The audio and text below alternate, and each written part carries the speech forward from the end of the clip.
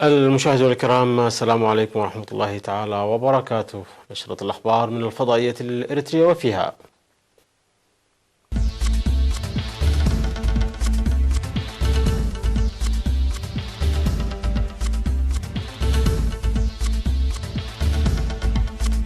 فخامة الرئيس يزور دولة الإمارات العربية المتحدة. سكرتير الجبهة الشعبية يعقد سمينارا في ساوا. تنامي الوعي الصحي أو نجاح بذور الدخل في غلاس. 29 قتيلا في هجومين في بوركينا فاسو. حزب الله اللبناني يسقط طائرة إسرائيلية بدون طيار.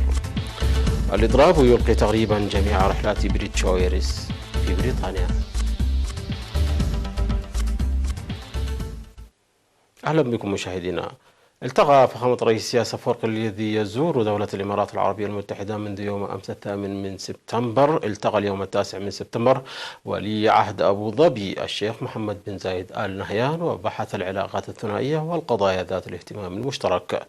وأعرب الرئيس سياسة أفورقي والشيخ محمد بن زايد عن الارتياح للتطور الذي تحقق في الشراكة والتعاون. حضر اللقاء من جانب الإمارات العربية المتحدة نائب رئيس مجلس الوزراء ووزير الشؤون الرئاسية الشيخ منصور بن زايد آل نهيان.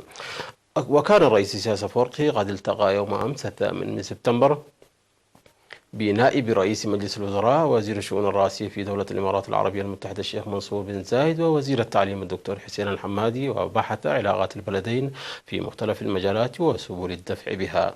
وسيلتقي الرئيس سياسة أفورقي برئيس مؤسسة الاستثمار الحكومية في الإمارات العربية المتحدة مبادلة السيد خالد المبارك.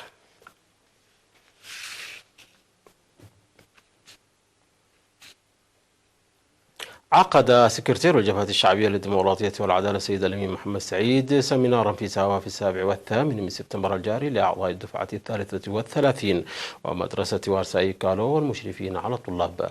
وأوضح السيد الأمين في سمينارات البرامج التنموية التي تقوم بها الحكومة بتنفيذها في الجبهة الشرقية والجبهة الوسطى والجبهة الغربية، وشرح الأوضاع الإقليمية والدولية الراهنة.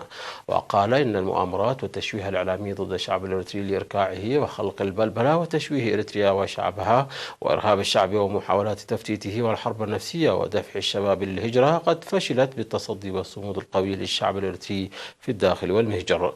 وذكر بأن ساوا أرض لتوريث تاريخ وبطولات الشعب الإريتري، مشيرا إلى فشل العداءات الموجهة ضد إريتريا واستقرار الأوضاع. وقال إن التأطير باعتباره عامل أساسي، فإن البرامج الوطنية القريبة الأجل تتمثل في الدفع به للعمل على ازدهار البلاد عبر التنمية. ودعا الشباب للتسلح بالعلم والمعرفة والوعي وتعزيز مساهماتهم الكبيرة في برامج التنمية، موضحا وضع خارطة تنموية واسعة بمشاركة الشعب وكافة المؤسسات الحكومية. وأشار إلى البرامج التي انطلقت عام 2019 لتوفير مياه الشرب الصالحة وتوسيع شبكة الطرق في جميع المناطق وصيانة وبناء الموانئ والمراسي وضمان توفير الطاقة الكهربائية وبناء المساكن بالتعاون مع الشركاء وتوفير وضمان إرساء الخدمات الأساسية في مجالات التعليم والصحة وتطوير قطاع الصناعة. وحث للرقابة الجادة لمكافحة الفساد لضمان التنفيذ الفاعل لبرامج التنمية، وأكد عمل إريتريا بالتنسيق مع دول المنطقة لإرساء الشراكة الإقليمية والاستقرار. وشدد المشاركون في السمينار من جانبهم بأن المحاضرات المقدمة تساعد على رفع المعرفة والوعي، وطالبوا ببدء التثقيف السياسي من المرحلة الابتدائية وتوسيع خدمات الإنترنت لمواكبة التطورات العالمية.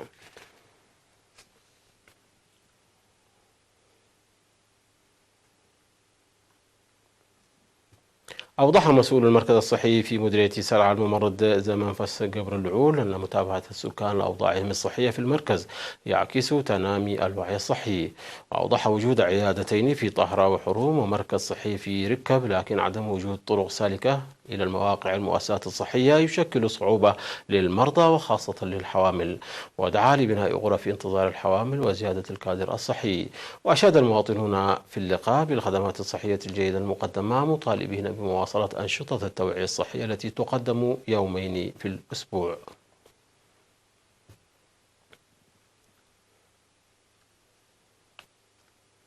حققت زراعة بذور الدخن المحسنة التي وزعتها وزارة الزراعة للمزارعين النموذجيين في ضاحية جلاس حققت نتائج مرضية. وأوضح المزارعون أن الأمطار الجيدة التي هطلت منذ شهر يونيو استمرت حتى بداية شهر سبتمبر، وقد بلغت مزارع الدخن مرحلة الحصاد، مشيرين إلى الإنتاج الوفير الذي تحققه بذور الدخن المحسنة.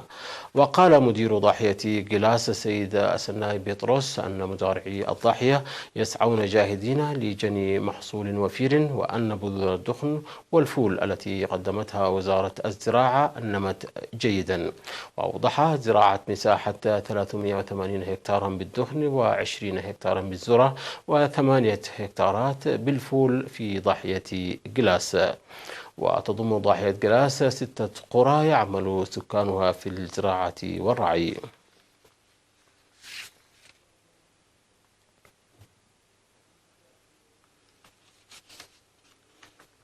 شهدت قاعة السينما أسمراء في 7 سبتمبر الجاري مراسم تخريج 80 فنانا بينهم 24 فنانة بعد أن شاركوا في دورة فنية نظمها قسم الشؤون الثقافية بالجبهة الشعبية للديمقراطية والعدالة، تركزت في المجالات الفنية المتنوعة وإنتاج الأفلام.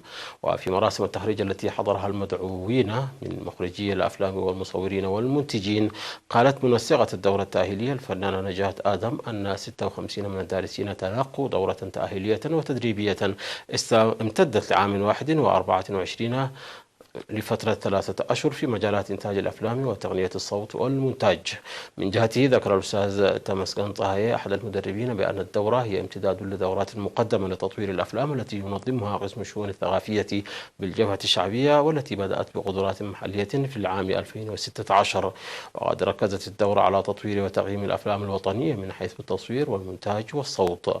وأوضح ممثل الخريجين بأن المعلومات المكتسبة من الدورة تساعد في تعزيز قدراتهم، داعيا لتنظيم دورات مماثلة. وفي الختام تم عرض 6 أفلام قصيرة من إنتاج الدارسين.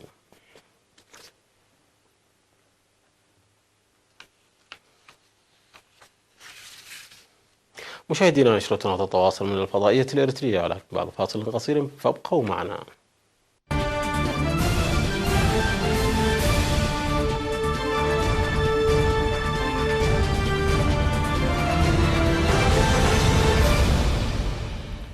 قتل 29 شخصا في هجومين، أحدهما بعبوة ناسفة في بلدتين في شمال بوركينا فاسو، البلد الفقير الواقع في غرب أفريقيا، والذي يشهد منذ 4 سنوات ونصف السنة أعمال عنف دامية تنسب إلى جماعات جهادية ومرتبطة بتنظيم القاعدة أو بتنظيم الدولة الإسلامية.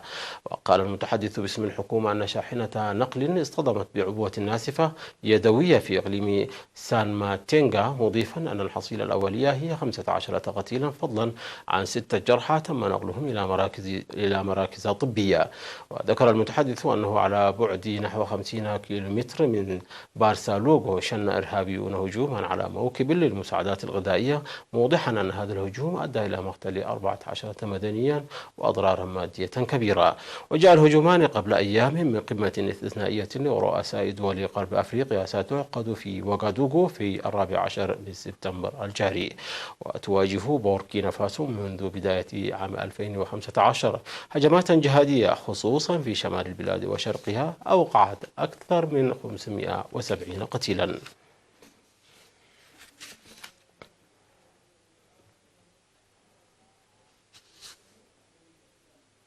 أعلنت جماعة حزب الله اللبنانية أن مقاتليها أسقطوا طائرة إسرائيلية بدون طيار بالقرب من الحدود مع إسرائيل، وأنها باتت بحوزتهم. وأفادت قناة المنارة التلفزيونية التابعة لحزب الله بأن الطائرة أسقطت بعدما عبرت الحدود متجهة إلى بلدة رامية في جنوب لبنان. لكن الجيش الإسرائيلي قدم رواية مختلفة، حيث قال أن إحدى طائراته المسيرة سقطت بجنوب لبنان أثناء عمليات روتينية، ولا مخاوف خوفا من استخراج معلومات منها. واندلعت توترات بين إسرائيل وحزب الله على إثر ذلك، حيث أطلق مقاتلو الجماعة صواريخ مضادة للدبابات على شمال إسرائيل ردا على ما قالوا أنه استهداف للضاحية الجنوبية في بيروت بطائرتين. وفي المقابل ردت إسرائيل بضربات جوية استهدفت مواقع لحزب الله، لكن قوى دولية تدخلت لوقف تصاعد التوتر بين الجانبين حتى لا يتفاقم إلى حلقة جديدة في سلسلة المواجهات المسلحة بينهما.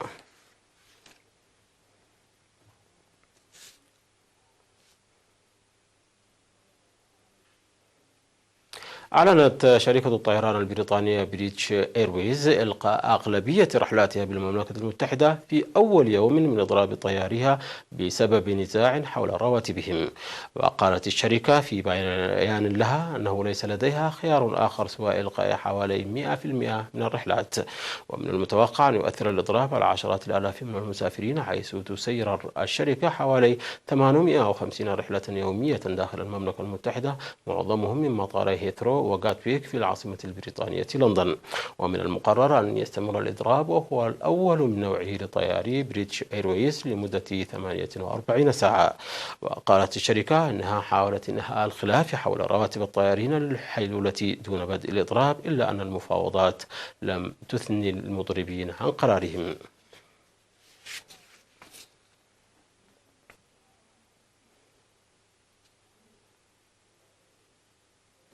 قال مسؤولون في أجهزة الإطفاء بأستراليا أن رياحا قوية أججت حرائق الغابات في ولايتين، فيما تجتاح نيران خارجة عن السيطرة في بعض المناطق آلاف الأفدنة. وذكرت هيئة خدمات الملاحة الجوية أن الرياح القوية أثرت أيضا في الرحلات المتجهة إلى مطار سيدني الأكثر ازدحاما في البلاد، حيث أقلق أحد مدارجه ل3 ساعات. واندلعت حرائق الغابات قبل موعدها المعتاد في ولايتي كوينزلاند ونيو ساوث ويلز، مثيرة تحذيرات من جهاز الإطفاء حيال فصل الصيف الذي يستمر هناك من ديسمبر إلى فبراير. وحذرت هيئة الإرصاد الجوية من هبوب رياح قوية تصل سرعتها إلى نحو 90 كيلومترا في الساعة على طول الساحل الشرقي لنيو ساوث ويلز.